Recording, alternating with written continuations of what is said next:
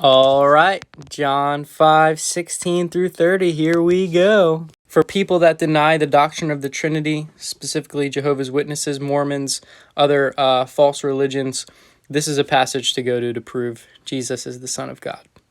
So the Jewish leaders began harassing Jesus for breaking the Sabbath rules, but Jesus replied, "My Father is always working, and so am I." So the Jewish leaders tried all the harder to find a way to kill him. For not only did he break the Sabbath, but he called God his Father, therefore making himself equal with God. So Jesus explained, "I tell you the truth. The Son can do nothing by himself. He only does what he sees the Father doing. Whatever the Father does, the Son also does. For the Father loves the Son and shows him everything he is doing. In fact, the Father will show him how to do even greater works than healing this man. Then you will truly be astonished.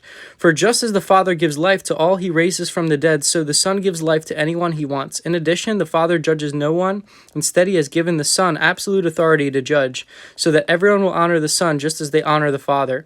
Anyone who does not honor the Son does not honor the Father who sent him. I will tell you the truth. Those who listen to my message and believe in God who sent me have eternal life. They will never be condemned for their sins, but they have already passed from death to life. And I assure you that the time is coming, indeed it's here now, when the dead will hear my voice, the voice of the Son of God, and those who listen will live. The Father has life in himself, and he has granted the same life-giving power to his Son, and he has given him authority to judge everyone because he is the Son of Man. Don't be surprised. Indeed, the time is coming when all the dead in their graves will hear the voice of the Son of God, and they will rise again. Those who have done good will rise to the resurrection of life, and those who continue in evil will experience judgment. I can do nothing on my own. I judge as God tells me, therefore my judgment is just, because I carry out the will of the one who sent me and not my own will." Jesus is claiming that all of his power to do miracles is from the Father, because he and the Father are united.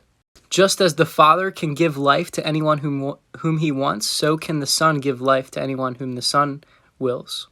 He even says that the Father doesn't judge anyone, but the Son has been given the authority to judge. This is a big verse. He says, "So everyone will honor the Son just as they honor the Father."